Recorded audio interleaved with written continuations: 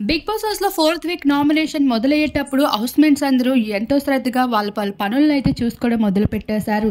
ఒకవైపు తేజ స్విమ్మింగ్ చేస్తూ ఉండగా అమ్మాయిల రింగులవి దొరుకుతాయనా అంత లోతుగా స్విమ్ చేస్తున్నావు అంటూ శివాజీ కౌంటర్ వేయడంతో హౌస్‌మేట్స్ అందరూ అబ్బాయిలు నవ్వుకుంటూ ఉంటారు. మరొక వైపు అమ్మాయిలైన ప్రియాంక, శోభాశెట్టి, శుభశ్రీ వీరందరూ అయితే ఇంట్లో పనుల్ని ఎంతో చక్కగా చేస్తూ ఉంటారు.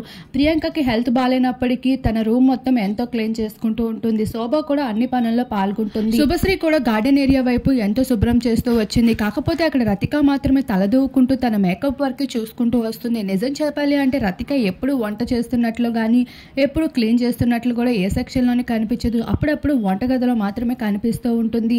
మరొక వైపు మరుసటి రోజు నామినేషన్ కోసం అయితే హౌస్ మేట్స్ అందరూ డిస్కషన్ చేసుకుంటూ ఉంటారు. అయితే ఇదంతా సందీప్కి సంచాలకుడిగా వ్యవహరించే తీరుపై ఇప్పుడు ఈ నామినేషన్ కోసం డిస్కషన్ చేసుకోవడంపై అయితే చాలా నెగిటివ్ ఇంపాక్ట్ కలుగుతూ వస్తుంది.